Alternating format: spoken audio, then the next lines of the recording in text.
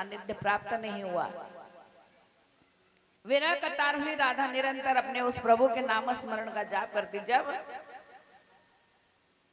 उन्होंने देखा कि प्रभु तुल नहीं रहे, सामने तुलसी जिसका कल मैंने प्रसंग बताया था वो खड़ी थी। भगवान ने बोले कुछ नहीं है। सत्यभामा ने कहा रुको रुको, जामवंती के पास ऐसी संयमनी मणि थी जो एक दिन में 8 किलो स्वर्ण प्रदान करती थी। वो मणि भी जितना सोना दिया था वो सब का सब लग गया, लेकिन फिर भी प्रभु नहीं तुले। उसने कहा कि शायद नाक की लौंग में निकाल कर रखूं तो नाक की चुन्नी से प्रभु तुल जाएंगे, लेकिन वो फिर भी उससे टस से मस नहीं हुए। आखिरकार प्रभु ने कहा इसको सबको हटाओ। सबको हटाया गया। उस तुलसी का मान बढ़ाने के लिए प्रभु ने उस पत्ते को, उस तुलसी को वहां उस पलड़े पर रखा और प्रभु तुल गए। सारे रानियों से उन्होंने कहा जो मुझे भाव से पूजता है मैं उसके साथ।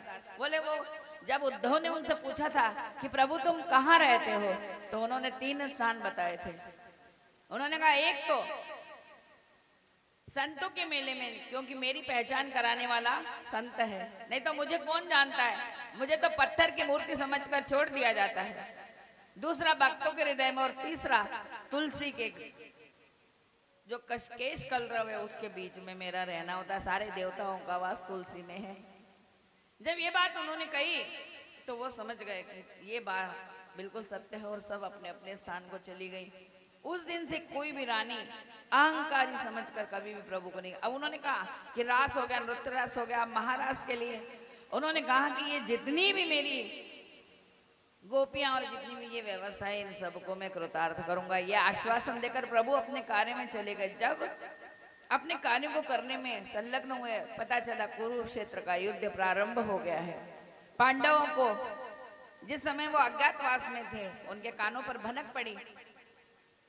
विराट के यहाँ जब इन सब 5 भाइयों ने नौकरी कर ली थी, द्रौपदी जो सौरंद्री बनकर हुई, द्रौपदी के 5 पुत्र बने। इन 5 पुत्र का कोई लेना देना नहीं था, लेकिन दुर्योधन दुशासन ने जब भरी सभा में उसे लग्न करने की व्यवस्था कर ली थी तो उस समय उसने गोविंद की प्रार्थना करके, उन्होंने जो सुदर्शन चक्र को धारण किया था उससे उनकी जो उंगली कटी, उस पे द्रौपदी ने अपना चीर फाड़ कर बांध दिया। तो उन्होंने कहा बहन मैं इसका कर्ज उतारने, भगवान हम जो भगवान के लिए करते, भगवान कभी अपने पास कुछ रखता नहीं है, वो मैं सूद के हमें सारा का सारा लौटा देता है। बात है तो सिर्फ भावना की।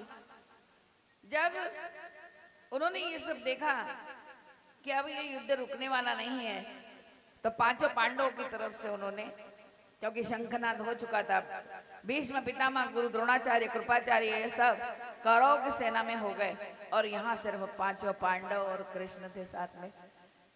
दुर्योधन भीष्म पितामह ने चतुरता दिखाते हुए द्रोणाचार्य, कृपाचार्य से मंत्रणा करके उन्होंने जब नारायण कृष्ण सोने के लिए थे तो उस समय उन्होंने क्या किया, उन्होंने कहा कि जाकर उनसे कुछ मांग लेना। दुर्योधन उतावला तो था ही, जो भी काम करता था सुबह से शीघ्रम वो तुरंत गया और जाकर प्रभु के चरणों के वहां बैठ गया। अर्जुन भीष्म पितामह के कहने पे जब बाद में गए तो वो उसके सिरहाने जाकर बैठ गए। हम कहते हैं कि जब हम सोते हैं तो चरणों की तरफ, पैरों की तरफ जो होगा खड़ा वो हम आंखें खोलेंगे तो दिखाई देगा, और जो सिरहाने होगा वो जब हम देखेंगे तब दिखेगा हमें। अर्जुन सिरहाने बैठे और वो उनके पैताने बैठ गए। जैसे ही प्रभु की आंखें खुली उन्होंने देखा कि ये कहो भाई दुर्योधन तुम सुबह सुबह आज कैसे? तो बोले प्रभु मैं आज आपसे कुछ मांगने आया हूँ। तो उन्होंने कहा क्या? तो बोले मैं आपकी नारायणी सेना मांगने के लिए आया हूँ। उन्होंने कह दिया कि मैंने दे दी नारायणी सेना, क्योंकि सुबह आया और उसने अपने आर्त भाव से मुझसे जो मांगा मैंने उसे दे दिया। जब उनकी अर्जुन पर नजर पड़ी तो उन्होंने अर्जुन से कहा कि भाई तुम भी आए थे, तुमने बताया नहीं। अर्जुन ने कहा कि मैं उनके सामने क्या बताता। तो बोले अब मुझे तो कुछ दो।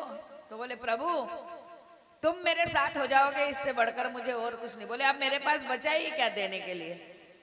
बोले माखन तो सारा वो ले गए, मेरे पास तो सिर्फ छाछ बची है। तो वो कहने लगे तुम्हारी जो ये छाछ है ना, यही मनुष्य के उपयोग की है, क्योंकि इसी छाछ को पीकर मनुष्य स्वस्थ होता है, तुम मेरे साथ हो जाओगे तो इससे बढ़कर मेरे लिए और कोई बात नहीं होगी। कृष्ण ने स्वीकार कर लिया और वो पांडवों के साथ हो गए। अब उन्होंने कहा कि सत्य पर असत्य की विजय है, धर्म पर अधर्म की विजय नहीं होना चाहिए। उसके लिए उन्होंने माँ जगदम्बिका का यही श्रीमद् देवी भागवत का नवाहन पारायण करवाया पांचों पांडवों से। और अष्टमी के दिन माँ जगदम्बिका साकार विग्रह से उस यज्ञ मंडप पर प्रसन्नता से उन्हें दृष्टिगोचर हुई और उन्होंने वरदान दिया कि मैं तुम्हारी पूजा से, तुम्हारे इस भागवत महापुराण से, इस नवाहन यज्ञ से प्रसन्न हो, तुम वरदान मांगो। तो उन्होंने कहा माँ आप अपनी कृपा हम पर रखें, इससे ज्यादा हमें और कुछ नहीं चाहिए। तो वो कहते हैं तुम विजयी होगे, क्योंकि हमेशा जो सत्य पर चलने वाला व्यक्ति होता है उसे पल पल पर परीक्षा देना पड़ती है, लेकिन जीत अंत में उसकी होती है। क्योंकि भगवान कितनी भी परीक्षाएं ले ले, हमें जीतना ही है, क्योंकि हम सत्यनिष्ठता से उसका साथ देकर और उसके कार्य को कर रहे हैं, तो हम कभी भी पीछे नहीं जा सकते।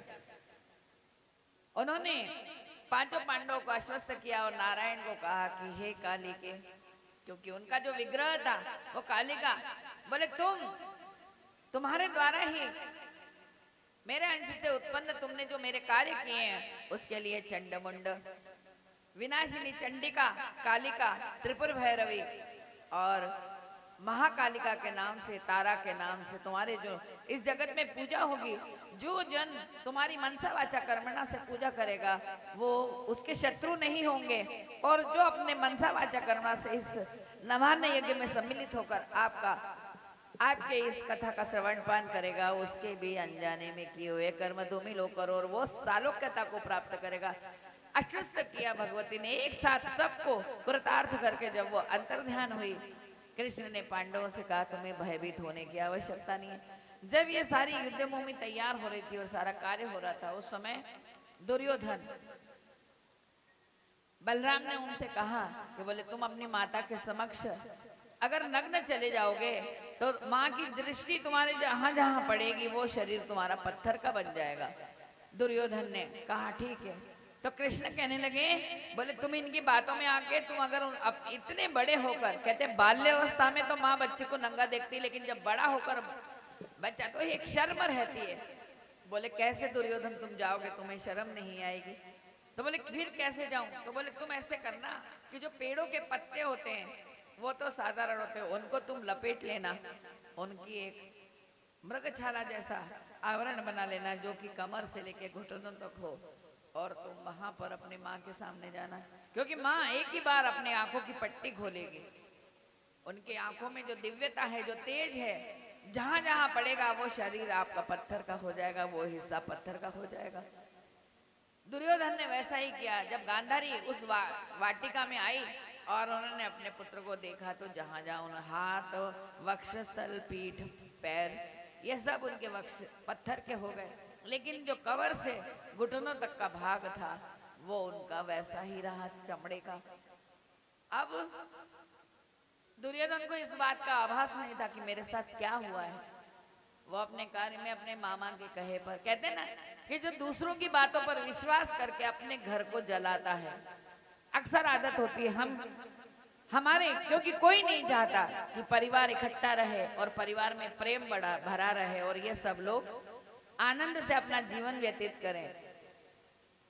इस कलयुग में तो कोई चाहता ही नहीं है, तो क्या करते हैं, भड़काने का प्रयास करते हैं, भलाई बुराई से उस घर को जलाते हैं। और उसका कारण ये होता है कि जिस तरह से कुरुक्षेत्र का युद्ध हुआ, शकुनी अपनी सारी व्यवस्थाओं को छोड़कर और अपनी बहन के ही उसने संसार में सिर्फ एक लोभ के पीछे कि एक सत्ता, जो सिंहासन पर मैं अपने भांजे को आरूढ़ करूंगा और मनमाने तरीके से मैं इस राज्य का उपभोग करवाऊंगा, चाहे प्रजाजन दुखी हो, कोई मतलब नहीं, सिर्फ अपने सुख की कल्पना करके जो जीव इस जगत में जगता है, जीता है, उसको फिर कहीं भी शांति नहीं मिलती। कृष्ण ने जब देखा सब कुछ ये एक साथ हो रहा है, तब उन्होंने राधा के साथ अपनी सारी गोपियों को, जब वो अंतपुर में जाकर याद कर रहे थे, तब रुक्मिणी ने उनसे पूछा कि मैंने राधा की बहुत प्रशंसा सुनी है, वो हैं कैसी, आप उनको बुलाओ तो। क्या द्वारका में उनको बुलाओगे नहीं? तब उन्होंने क्या किया कि निमंत्रण भेजा। पवन के माध्यम से जब उन्होंने निमंत्रण भेजा तो वो गोपियों ने ये सोचा कि हमारा भ्रम है। उस भ्रम की सिद्धि को ध्यान में रखते हुए उन्होंने सिर्फ उस भगवती से एक ही मांगा कि कान्हा, हम तो तेरी चाकरी करने को तैयार हैं। तुम हमें उल्टा कलंकिनी, हम विवाहित भी हैं अविवाहित भी हैं, लेकिन हमारा प्रेम जो है निश्चल है, भक्ति से भरा है, भाव से भरा है। इसलिए तुम हमें कभी भी गलत मत समझो। हम ऐसे वैसे नहीं हैं। हम तुम्हारे शरणों की शरणागति चाहते हैं। हम न पाप जाने, न पुण्य जाने, न कर्म जाने, न धर्म जाने। जबकि तुमने कर्मण्यवादिका रस्ते माँ फलेषु कदाचन, वो तुम कहते हो मनुष्य को कि मनुष्य को कर्म करते रहना चाहिए, फल की इच्छा नहीं करना चाहिए, क्योंकि हम ईश्वर के सानिध्यता में हमें नौकरी लगती है। ईश्वर नहीं आता, ईश्वर माध्यम बनाता है। वो ऐसे व्यक्ति से मिलाता है जो हमें नौकरी तक पहुंचा देगा। वहां से जो हमें पैसे मिलते हैं वो पैसे हम सामान लाते हैं, सामान घर लाकर हम उसको स्वादिष्ट बनाने के लिए खाना बनाते हैं। ये हमारा कर्म है। और बनाने के बाद हम जब उसको भगवान को भोग लगा के थाली में परोसते हैं खाने के लिए, तो ये बात ध्यान में रख लेना, अगर वो आपके भाग्य में है तो आप उसको चबा कर लील जाओगे, लेकिन अगर वो आपके भाग्य में नहीं है तो वो आप बाहर, वो कौर आपका अंदर नहीं जाएगा।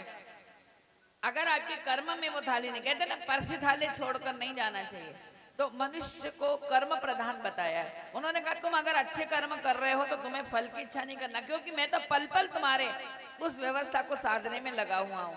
तुम क्यों दुखी होते हो, क्यों व्यथित होते हो? गोपियों के लिए जब उन्होंने ये बात कही तो गोपियां एक कतार स्वर में कि जब से तुम गए थे हमारे जो नैना है वो रिमझिम बरस रहे हैं, हम तुम्हारी हर प्रयास प्रयत्न कर रहे हैं। कृष्ण को एक एक रानी से दो दो पुत्र हुए, अच्छा खासा यदु वंश, यादव वंश का पूरा सारा साम्राज्य स्थापित हो गया, लेकिन फिर भी उनके मन को शांति नहीं मिली। इधर गोपियों का जो विरह कतार था, उस दिन रात को वो सो नहीं पाए और उनके विरह गीत उनके कानों तक पड़ने लगे। उन्हें मन में निश्चय किया और काली का संपूर्ण विग्रह जब उनके समक्ष उपस्थित हुआ तो वो गोपियों का करुण स्वर वो सुनते हैं, उनको आश्वस्त करने के लिए मणिदीप वासिनी से प्रार्थना करते हैं। तो वो गोपियां क्या कहती हैं?